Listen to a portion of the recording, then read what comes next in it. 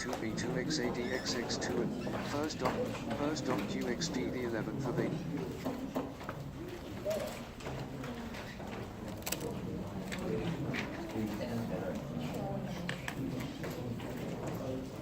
Okay, so this was where we stopped last week. Okay, so if you guys can take out your last week notes first. Okay, don't need to do a tutorial today, okay? I think you can do it after next week if you have the time. Today is week 9, right? Or week 10? You are at week 9, right? Okay. Alright, I don't know if you guys can recall what I've gone through. Okay, but basically, right, this was where I used conservation of momentum, that is Newton's second law, right? Okay, to derive the Euler's equation. And as I mentioned to all of you, this is quite important. Okay, so that means from conservation principle, right? How do we get to this final equation? That is the first important thing that you must learn how to derive yourself. Okay, so the capital E here represents the total derivative. Okay, it is not any new math function. It's just basically simplifying, having 4 terms instead of having to write 4 terms. Okay, I really just write 1 term. That's all. But the capital T just tells us that this term actually comprises of these 3 terms here. Let's look at the x momentum. Okay, you have your delta u, delta x, delta u, delta y, delta u, delta z. Okay, then you have your u, v, w. Right, so these 3 terms here, what do you guys remember what I call these 3 terms? What kind of acceleration is this? The curl has many applications. Convective acceleration. Okay? Typical Then there's a delta u, delta t. What does this mean? This is your local acceleration. That means the rate of change of velocity with time is your acceleration. That's what we learned. Alright? So, for if you can do the analysis correctly for the x direction, that means your u velocities, okay, it just implies that even for v and w, right, the answer should be the same. Okay? So just notice here, before I move on to the next page, what does du dz, du dy, du dx means? If I do this as a math function, right, it just, what does it mean? It just means the divergence of a velocity vector. Okay, I just equating this into u, v, and I just equating my u velocities, okay, in terms of x, y, and z direction. Okay, so I'll do the same thing for my v velocities. My vy will be in terms of x, y, and z direction also. Okay, so whatever that I circle is equals to the divergence of a vector field. Okay, but now if you notice,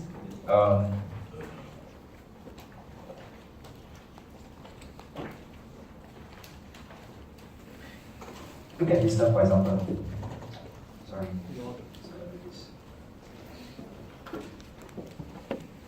If you look at this now, if you have u du dx, what does this mean? It means, right, I'm taking a vector, okay, dot the divergence of my vector field. Because if I take a dot function, right, okay, what does u represent? This u represents your u, v, w. Because it's a vector. Correct? Now I have my du dx, du delta u, delta x, delta u, delta y, delta u, delta z. This is my divergence of a vector field. Now if I dot two together, right, this is what I'm seeing. Okay, I will see my u du dx, v du dy, and w du dz. Okay, so just an expression of a vectors only, that's all. Okay, so this is very important. Okay, this thing that I've just written for you is very important. Okay, because now if you look at the Euler's equation, okay, this was where we stopped last week. Okay, so we can actually start to derive the Bernoulli's equation now. Okay, am I moving too fast? Okay, so this was where we left off. Okay, so we can actually expand this out now. Okay, based on this fact here. So let me just go back to the previous slide. You can see from here. Okay, these 3 terms here is my velocity vector dot divergence of a vector field. What about this term here? Sorry, it's a local acceleration, right? That means the rate of change of my velocity with respect to time. Okay, so I can actually expand this term out now, okay, such that I get this term here. Okay, can you see? This term here is what I've written for you in the previous slide. Okay, this term here is the local acceleration. That means how does my each component, my u, v, and w, changes with respect to time. Okay, that's what you remember. Okay, and this goes to the right hand side here. Right, so again, right, this is grad of a scalar field. Okay, because P, right, is my pressure is a scalar quantity. So I can actually also open this up, okay, into delta P, delta X, delta P, delta Y, delta P, delta Z. Alright. So these are just expansion term here. So we can actually simplify this now. Alright. So if I simplify this, okay, I can say right G, because G is gravity, alright. And if I have gravity, right, we know that gravity is also always associated with what? Potential energy. Right? So we can actually change my gravity in terms of potential energy. Right? So it's just a delta U here, where U is your potential energy. Okay, so I can and then further do some simple expansion here. So this term here is what I've written for you in the previous slide. Yeah. But as I said, it's a math function. For example, right, it's just saying I got the multiplication of two different quantities here. Right? One is a divergence of a vector field, one is taking another vector dot the answer that I have, a scalar field. Alright? So if I expand this out, okay, I can also expand them in terms of my cross product. Okay, from a commutative law point of view. Meaning to say, I can separate this into one cross product, okay, where I do a divergence of vector field, okay, multiplied by the vector itself, or I can actually do the divergence of the vector field plus square of it, because there's v and v. So if you put the v's and v's together, you get a v squared. Alright? So instead of just writing this equation down, okay, we can actually expand this into this form here, where I have v cross, I got a divergence of vector field.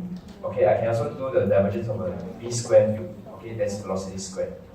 Okay, so these two terms here actually meant the same thing. Okay, just expressed in different form. Okay, what is more important to me, right? Actually, it's not the second term, but actually it's this first term here that you must know. Okay, if you ever are asked to expand your Euler's equation, okay, you must be able to get from the first line into the second line here. Okay, the reason is because of this. Later I will explain to you. We'll actually simplify all these things here. Okay, so as an assumption for Bernoulli's equation, irregardless whether it's fluid mechanics or aerodynamics, okay, a Bernoulli equation is always incompressible, it's always inviscid. These are the two things that you must consider. Okay, the last thing we should consider is also a steady flow. But I already considered that at the start already because I talked about conservation principle. Alright, so if you look at this equation here, okay, let me just explain. See, there's a row here. Okay, so there's some common factors that we can get rid of. Alright, so what I can do, right, is I can divide now both sets of the equation by density rho. Okay, and because, right, it's irrotational flow. It's an irrotational flow. When you talk about irrotational, what does it mean? Anyone? The curve of the velocity vector should be equal to 0. Why? Because the curve of the velocity vector gives us what? The vorticity, right? If there's no rotation, there's no vorticity. If there's no vorticity, the curve of the velocity vector should be equal to 0. Yeah? Okay? We learned about velocity potential, remember? Okay, so my velocity vector can be in terms of velocity potential also. Okay, delta u, delta x, delta u, delta y, delta z.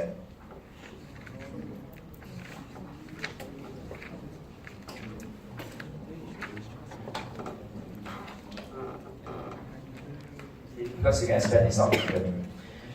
Alright, so from the previous equation that we had, okay, it becomes this equation here. Oops, let me just erase what I've written here.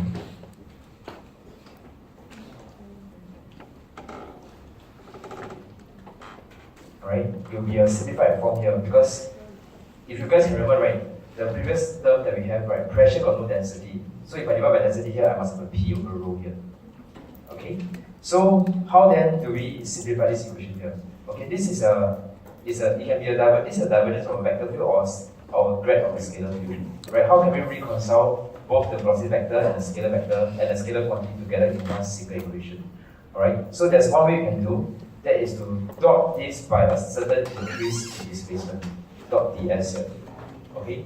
Why do I do that, right? The reason is this. If from a mathematical point of view, okay, any variable here that I have, okay, let's say this variable is q, okay, the divergence of the q vector dot ds always is equal to the d of the variable that I'm looking for. So this q here really just means this this equation that we have. Right, so instead of having this math function here where I have to do for both the vector field and the scalar field, okay, by having this function here, my equation becomes this, where it's just a differential equation now. Okay, so it's that the change of this variable is equal to 0. Alright? So if I do an integration, because this is a differential, this d here represents the differential equation. Okay, so if I do an integral to this, okay, because there's a function of time here, Okay, velocity is also a function of time anyway. Okay, so the final equation you have will just be this. Okay, you will have these terms here where you have v squared over 2, you have p over rho, and you have u. What does u represent? U represents the potential energy, that's how we mentioned earlier on. Okay, because it's gravity, so it represents the potential energy. Alright, so these are all as a function of time at this point of time. Okay, because there's a t that we have. Alright, so actually, right, this above equation is a balloonist equation. Okay, but the good thing is that we can further simplify this equation. Alright, so if you just take a look at this equation now, okay, I show to the next slide. Okay, what do we assume? Okay, if we assume that for a steady flow, it tells us, right, that anything that changes with respect to time will be equal to 0. Yeah. So therefore, right, if any variable changes with respect to time, it becomes 0. Not only is your dv over dt 0, okay, your dphi over dt will also be equal to 0. Yeah. Okay, so when dphi over dt is 0, doesn't mean that there's no phi value. It just means that phi is a constant value. Alright, the velocity potential is a constant value. Okay. Then for potential energy, instead of writing u, we can write this as g times h, okay, or g times z if you like. Z represents the vertical displacement. Okay, that means how far it has dropped down, okay, or how high it has gone up. Okay, so it's your gravity times your z. And if I just do that, right, okay, what I will have is this equation here. Alright, so this equation here represents your static pressure plus your dynamic pressure plus your hydrostatic pressure. The sum total of all these three terms represents your total pressure here. Alright? Okay, so for quadratic equation, please remember the assumptions, okay, if you ever asked to derive steady, inviscid, incompressible. Alright, steady, inviscid, incompressible. Okay, obviously it can be rotational or irrotational. But for us, when we are deriving this, we are assuming that it's an irrotational flow first. So if you look at this equation, right, again, what we can do is to actually simplify it, because in most of the cases that we do, okay, on an aircraft, on your wing, okay, the hydrostatic pressure difference is actually very small, okay, because the wing is relatively thin, alright, so the hydrostatic pressure is quite small. So it means to say, right, that this term here can actually be equal to 0. Okay, so your total pressure will just be equal to your static pressure multiplied by your dynamic pressure. Okay, so what does the terms mean, right? V represents your free stream velocity. Okay, the second term is more important. Your half rho v squared, alright, is equals to your dynamic pressure. Alright, so we need to know this. Okay, because when we do our analysis, right, we always use dynamic pressure as the denominator for us to do a dimensionless analysis. Right, so dynamic pressure is very important. Okay, the last one is your P total, okay, where it represents the total pressure, or sometimes we call it as a stagnation pressure. Okay. So instead of just looking at the pressure on its own, okay, sometimes it's better for us to express our pressure in terms of the coefficient itself. Okay, so there's this definition for pressure coefficient. Okay, I think I've gone through this before in lecture 1 also. So what does CP represent? CP, right, is equals to the local pressure that I measure minus the free stream pressure divided by the dynamic pressure. Okay, now this P value here is really just this P here. Okay, because if I have a Peter cylinder in front of my aircraft, right, okay, what the tube will measure is this value here. Okay, it measures the total pressure, it also measures the dynamic pressure. It will tell me what's the P value there, the local static pressure. Okay, if you take a pressure probe, right, we measure it, we are always measuring the static pressure. Yeah. So that's why instead of just looking at an absolute value, what we are concerned about, right, is how is this absolute value, okay, related to the free stream pressure. Okay, in this case, right, this P infinity is just 1 bar. Okay, so it's 1 atmospheric pressure. Alright. What is this Q here? Q here is your dynamic pressure. Okay, and why do I put an infinity sign? I put an infinity sign because it represents a free stream dynamic pressure. Okay, that means so as the speed that the aircraft is flying at. Okay, that's why you got P minus P over Q. So what I can do, right, is to further simplify this by 1. Okay, I can get this equation here. So it's Cp equals to 1 minus Q over Q infinity. Yeah. So just think, okay, what does Q represent again? Q represents what? Half rho v squared, right? Okay. Now, if I assume Bernoulli's equation that density is constant because it's an incompressible flow, okay, I can further write this as 1 minus v over v dt squared.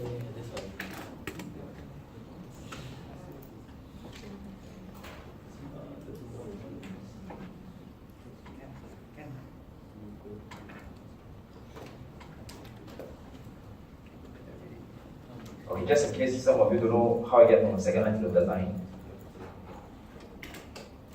Okay, because half row and half row can cancel out. Okay, that's why I got v over v dt squared. Okay, in most cases, right, when we talk about aerodynamic parameters, we are always concerned about the coefficients. Okay, your pressure coefficient, your lift coefficient, your drag coefficient, your moments coefficient. Alright, we're not concerned about the absolute values. Okay, because the absolute values is always dependent on the relative free stream values. So if the free stream value changes, right, okay, the value that I have right doesn't mean anything anymore. So I prefer to know the CP value, the CL value, and the CP value. Right, because it's just a coefficient. Alright?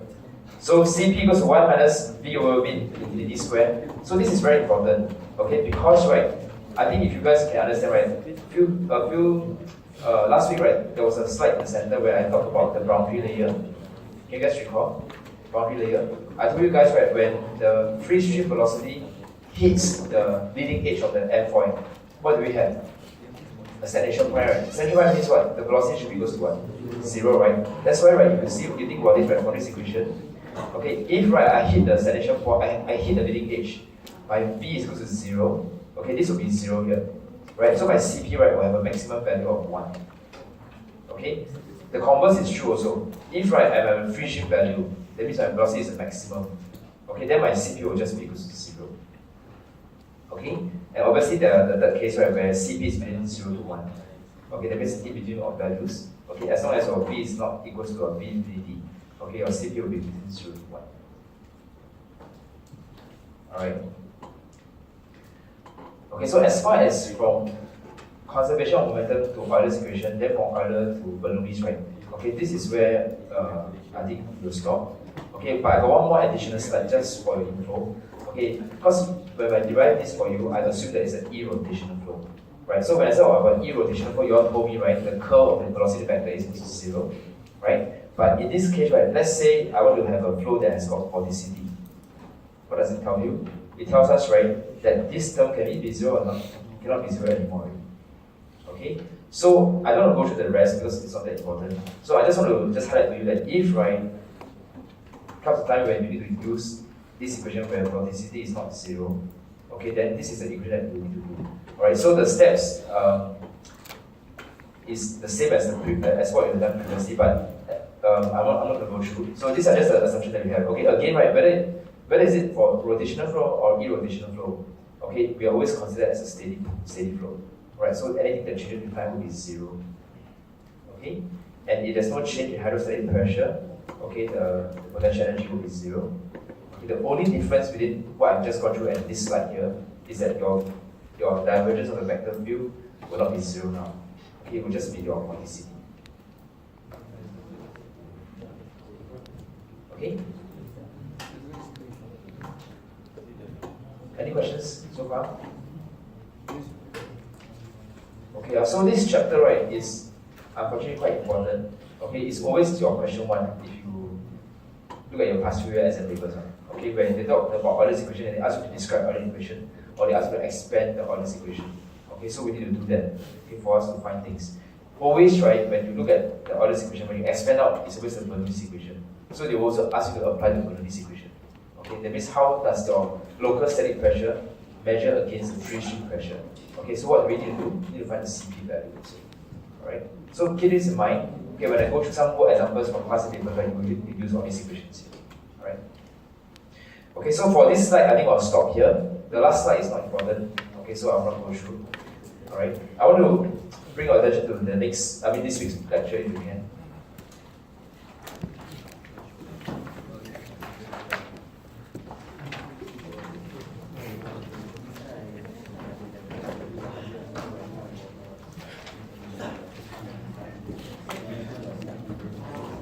You guys have all the notes? You have printed out the notes already?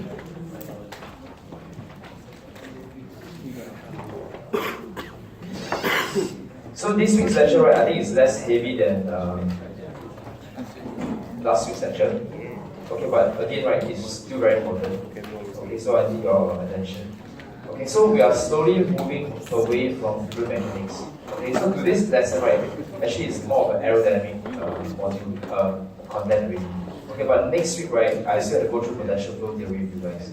Okay, so that means your stream function, your velocity, I still must go through one lesson with you. Okay, but for today's lesson, right, okay, it's something that is a little bit different. Okay, it's on this thing called vortex flow.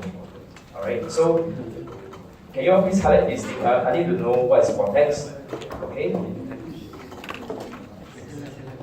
I also need you to know what is the bioobservant law. Okay, the bioobservant law is very, very important. The bioobservant law, yeah. Alright. Okay, can I start? Okay, okay, so what we have done until today, right, okay, is really to understand about Bernoulli's equation. Okay, but how do we divide the Bernoulli's equation from the Euler's equation as I mentioned? Okay, so this is the full definition for Bernoulli's. Okay, you have your static, dynamic, and hydrostatic pressure. Okay, but obviously, right, if there are things that we can assume, for example, in this part, right, we could assume that the height change is negligible. Okay, therefore the hydrostatic pressure is negligible. Okay, we are just left with the static and the dynamic pressure. Okay, so this is our classical way of explaining lift over airfoil. Right, we see that if the flow has a higher speed, the pressure will be lesser. Okay, and vice versa, if the velocity is lower, the pressure is higher. Right, so that's how an airfoil works. Okay, if you do a bit tunnel testing with me, right, you'll see that at a low speed, okay, to generate lift, this is how it works. Yeah. Okay, but as I mentioned to you, right, in the real way to explain for lift to generate, right, it's not really about just the pressure and the velocity. There's something else which is called circulation that you must consider. Okay, so that's why circulation is more important for us. Okay, because when there's vortices, right, vortices do two things. Okay, as you will appreciate in the future. One is to cause this thing called induced drag. Okay, but the other thing is to cause a lift also. Okay, so when we talk about circulation, therefore, right, vorticity becomes quite important.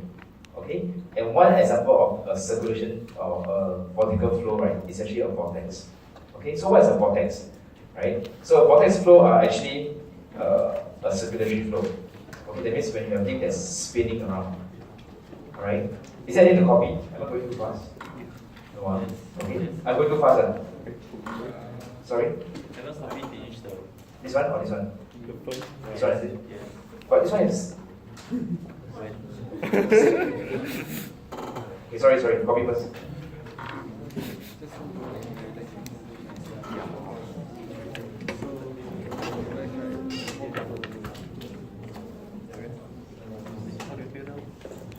You all must be confident, okay? If you are asked to write the Bernoulli's equation, write it down yourself. I mean, it's no different from any other textbooks. Okay, but just know the difference between the three terms, that's all. Okay, and trust me, even if exam come out right, it's only 1 mark of marks only because it's very easy. I think it's the most 3 marks for this Bernoulli's. Can I carry on? Can I carry on? Yeah. Stop me, okay, if I'm too fast. Okay, so like what I say, when you talk about vortex flow, right? Okay, a vortex flow is different from axial flow. Meaning to say, right, it doesn't go from left to right only. Right? If it's a vortex flow, okay, the most conventional way for us to describe a vortex flow, right, is using this thing called polar coordinates. Do you know polar coordinates? What does polar coordinates tell us? It tells us the radius, right? It tells us the displacement, that means the theta also, right? So how do we actually translate between a Cartesian form, that means from x, y direction into a polar form? Okay, so this is what we do. Okay, we can have, let's say this is your Cartesian. Okay, when I talk about Cartesian, right, it means your x and y. Okay, it can also mean your I and j. Okay, because it's Cartesian form, it just means in the x direction and y direction. Right, so some people prefer in the vector form, which is I and j. Some people prefer the Cartesian form, which is x and y. Obviously, if it's 3D, then it's x, y, and z. Alright, so this point is at a certain distance away from the origin. Right? So I think I mentioned this before also. When we talk about origin need not be only at this point. Okay, because this is the point that P is referencing to. Okay, when you do your CAD modeling or whatever, right, your referencing point always changes. Correct? We want to do a new plane, we set a new plane, set a new origin. Right? So any point that you do is always reference to some origin that you specify. Yeah. But anyway, so for this case, your P is at a certain distance of X to the right and Y above, right, the point O here. Okay? So, but we can also relate this in terms of the polar form. So instead of having X and Y, okay, we have a polar form of theta and radius. Alright, so theta, right, represents the angular displacement. Okay, how is the angular displacement measured from? Okay, it's always measured from the positive x-axis. Okay, and it goes in the anti-clockwise direction. Okay, as a definition. Alright, so that's why we always think that anti-clockwise is a positive direction and clockwise is negative. Alright, because we put x as our positive, we start on the x-axis. Okay, we move in the anti-clockwise direction. Alright. So the R really just tells us how far is P away from the origin. The theta tells us how far is this point away from the positive x-axis. Okay, so that's why you can see, right, theta is 0 here, and this is pi over 2. Right, obviously if you go to the other side, right, what does it become? It becomes pi. Okay, so one full cycle is 2 pi, 360 degrees. Alright, so how do we translate it to a point x, okay, into r and theta? You guys know how to do it? What is x equals to? How can we relate x into r and theta? X equals to? X equals to r cos theta, and y equals to r sin theta. Okay?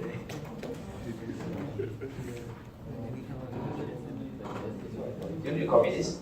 Okay, so we know x, okay, as a function of r cos theta and y as a function of r sin theta. Okay. So we need to say, right, if I want to find the absolute value, I can do a same thing. I can get x squared plus y squared will be equals to r squared.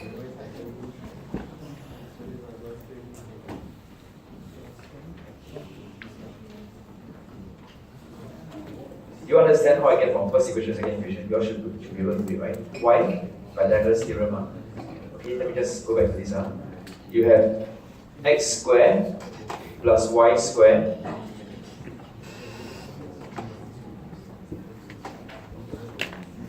okay, your x squared plus y squared is equal to your r squared.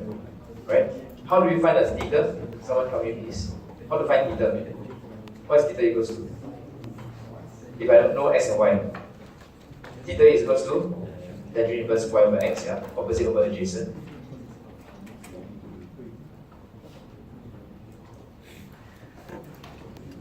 Okay, so this tells us, right, for any velocity vector, we can actually do from a Cartesian form, okay, into a polar form.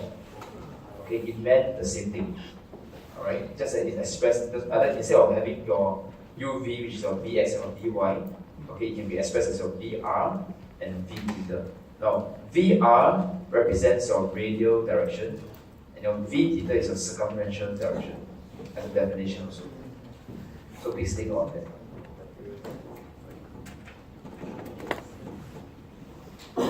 Okay, so to find the summation, that's the magnitude of your v squared total, is the same thing. Because there's two components, okay, the magnitude will just be the sum of the square of the two components, v squared plus u squared. Okay, so if it's Cartesian, it's v squared plus u squared. If it's polar, right, it's just simply v theta squared plus vr squared. Please think of VR and theta, they are extremely important. Okay, in fact, right, everything that you do, okay, we will move away from Cartesian. It's always about VR and theta. There's a reason for this also, because when we talk about leaf, right, as I mentioned, right, we talk about using leaf defined by circulation. Alright, so therefore circulation becomes very important. And in circulation, we are not looking at Cartesian form, it's always polar form. Okay, so what we are more interested in actually is your VR and your v theta. Okay, so we need to get used to these two terms here. Okay, so this is your xy direction, this is your r theta direction, correct? Anything to copy here? Alright.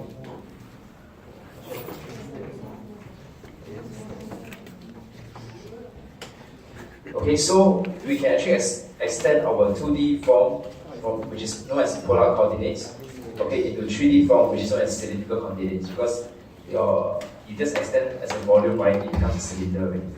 Okay, so later I'll also show you the spherical coordinates, okay, but seldom do we use spherical coordinates. Okay, so most of the time we either use polar if it's 2D, okay, the worst case scenario is 3D, that means it's a cylindrical coordinate. Alright, so let's do it step by step. For Cartesian, we know, okay, if I do the divergence of a vector field, okay, because velocity vector is in both u and v direction, right? Okay, so we can express in terms of x and y. Yeah, we can do likewise, okay, for polar coordinates. Yeah. Please take note, okay, this is not a typo one, it's really a math function. So if I do the divergence of a vector field in the polar coordinates form, okay, besides doing the delta over delta theta, there's a 1 over r here that you must consider. Okay, so this is 2D form, whatever that I mentioned to you. Yeah, we can then extend this to 3D form. Okay, what we do for Cartesian, we have a dz here. Okay, we have same thing for cylindrical, we'll do for dz here also.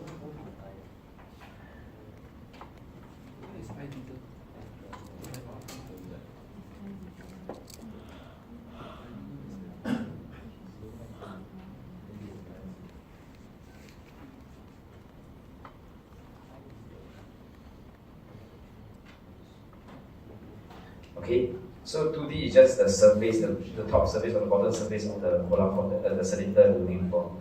If you go to a 3D case, right, just extend this into a 3D cylindrical shape. Right? So that's the direction.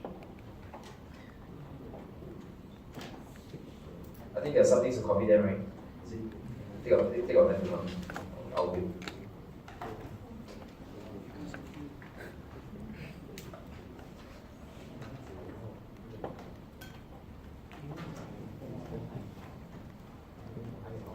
So, what is the bottom line? Is it all I, not IJK? Which one? Because I just represent x, j is your y, k is your z, right? But here it's not ijk because it's r and theta already. Right? So this is for the radial component, this is your tangential component, this is your height component.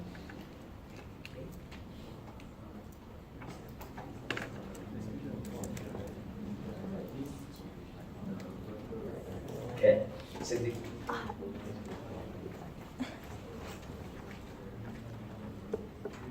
Actually, it's the same because you run it as a column vector, right? Then it's the vertical form. But now I'm running this on I, J, and K. So that's why it's the horizontal.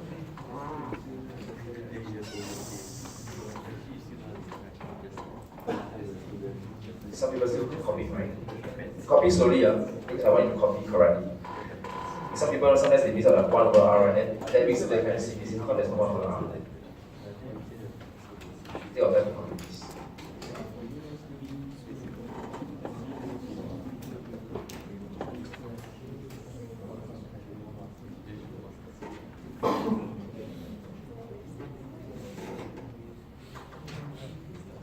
So I think the good thing is it comes to exam, right?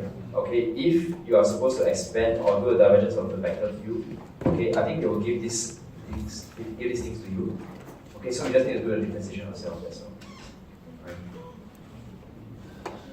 Is it okay?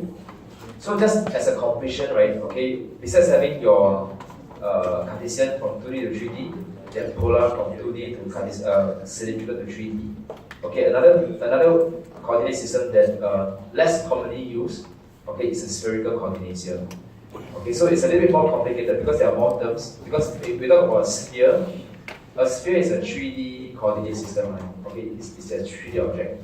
Okay, so there's the radius that you must consider. So the radius actually is defined by this thing called your rho. Okay, so it's a combination of your polar coordinates and your cylindrical coordinates. Alright, so I don't want to go through in detail because it's not that relevant to us. Okay, just as a completion sake, okay, we have these three terms here.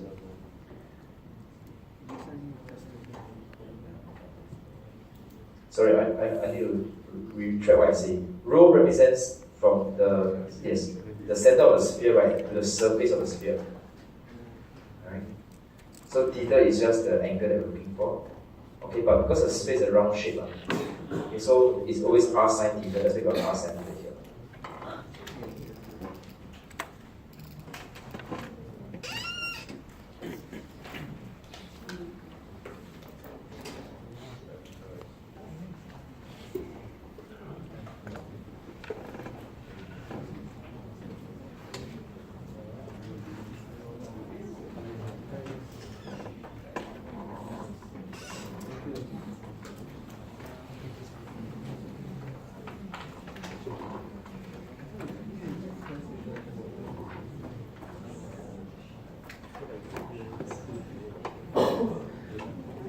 Okay, so can I carry on?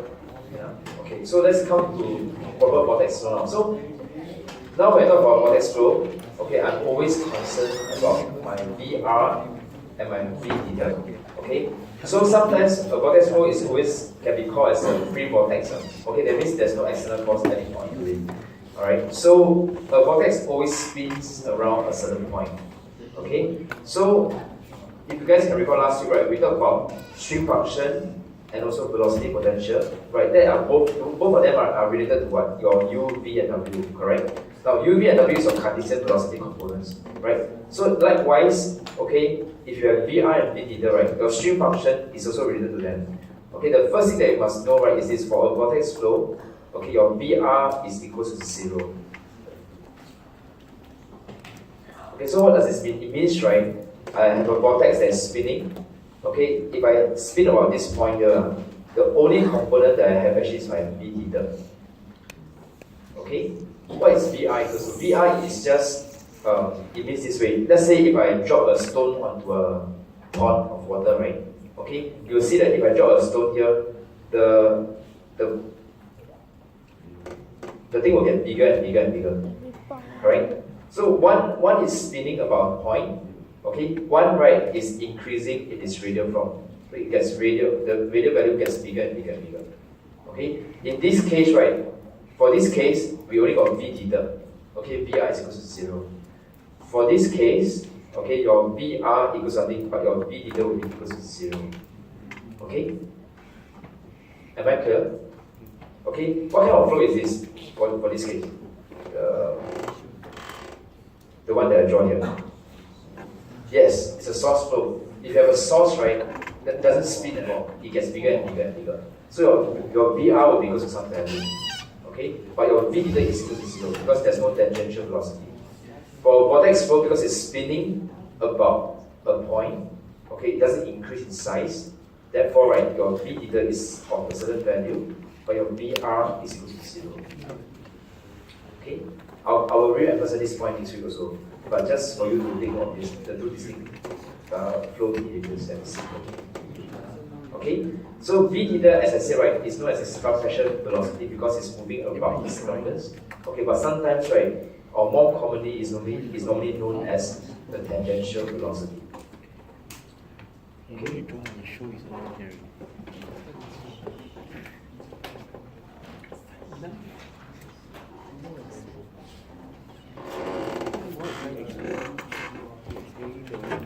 So the question is this: if I have a vortex flow, alright, how can we actually quantify the velocity? Okay, and in this case, right, the only velocity that we are concerned about is our V theta, that is the tangential velocity. Okay, so think of these things here. Okay, for us to divide V theta, okay, we can divide this onto two conditions. Alright, first of all, you can assume that it's an irrotational flow. Okay. Second, right, we can assume that it's a zero divergence. Means what? The continuity equation is conserved here. Yeah, mass is conserved in this equation here. So these are two equations. These two conditions I mentioned to you before a lot of times. Okay. For example, right, what is this equal to? Can anyone tell me? Last week we went through this. I told you to box it up for me, the equation. Open your remember.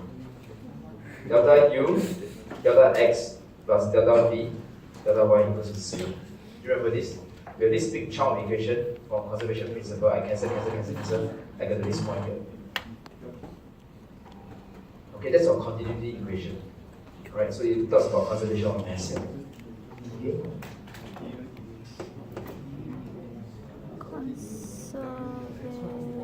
Can you read what I'm writing here? Du dx plus dv dy equals to 0.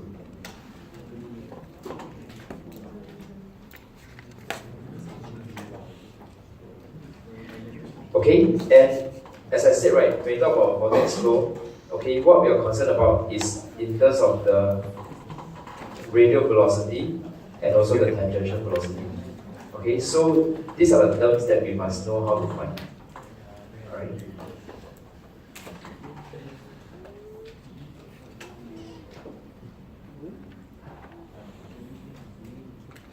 So this one, you know the calculation because it's the previous slide.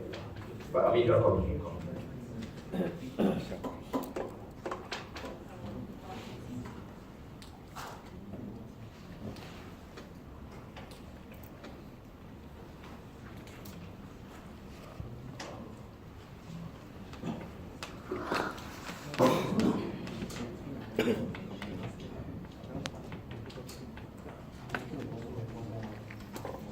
Is it okay? Can I carry on? So, let's look at this, okay? Let's look at the zero divergence first. Let's look at the continuity equation. When we expand this out, okay, remember, okay, we don't do du dx and dv dy anymore. Right? What do? We must now do in terms of the polar coordinate system. That means we've got Vr, v theta, and vz here. Yeah, so this is analogous to my Cartesian coordinates, du dx, dv dy. So this case will be dvr, dr, v theta, d theta, and delta vz over dz. Okay. So the good thing is, right, we know that vi is equal to 0. Okay, and if it's a two-dimensional case, right, vz will also be equal to 0. Okay, so if you look at this equation, just this equation, 1 over r delta v theta delta theta equals to 0. What does this tell you? That if you do a differentiation that is equal to 0, right, that means the variable must be a constant value. That's why your v theta tells us that for a vortex flow, okay, the v theta is always a constant value. Alright? Now the thing is, right, how v theta is a constant, right, but what is it related to? Okay, how do we quantify this v theta? Then we need to do the next part here. That means to assume that, okay, that it's an irrotational flow. Okay, so if I do a cross product for the two vectors here, okay, I will have this equation here. Alright. So again, okay, VR will be equal to 0. Okay, because we established, right, that for vortex flow, the radial velocity is equal to 0. Therefore, right, I have these two equations here. Delta v theta over delta r plus v theta over r equals 0. So what do? Okay, I will group the v theta together. I will group the r together. Correct? Okay, so you can see from here, right, I can actually do this is a differential equation. One on the left hand side is for the tangential velocity. One on the right hand side is for the radial coordinates here. Okay? So can someone tell me if I do an integration here, what do I have? If I do, let's try it out. If I do 1 over x dx, what do I have? I will have ln x, right? So can we see from here, this is actually like what? If I do an integration, right, it's 1 over v d theta dv theta, right? Okay, so what do we have? It's like ln v theta, right? On the right hand side, what do we have? Negative ln r, right? So if I do an integral, because it's a differential equation, okay, I will have ln v theta plus a constant c equals to ln r plus a constant d. Okay, c and d are constants. Okay, it might be the same, it might be different, but I just put c and d just for the sake of distinction as two different constants, right?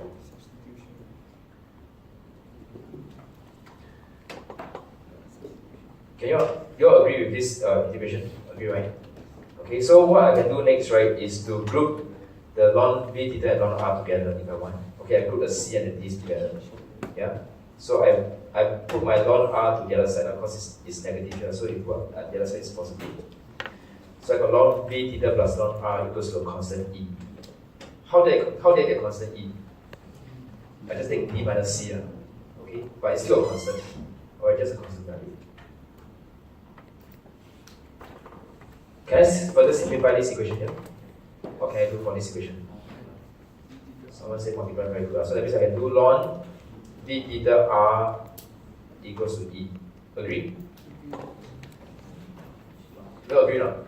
Right. Then what can I do further? Can I say v theta r is equals to e to the power e? Agree? Who don't agree? Agree, Okay, so if e is a constant, that means exponential to the power of e will still be a constant, right? Okay, so therefore, right, by simplifying this equation, I can say my v theta r is simply equals to a certain constant value. Okay? So this is good for me because now, right, if I know that on the right hand side is a constant value, okay, I can just say, right, my v theta is always inversely proportional to my radius.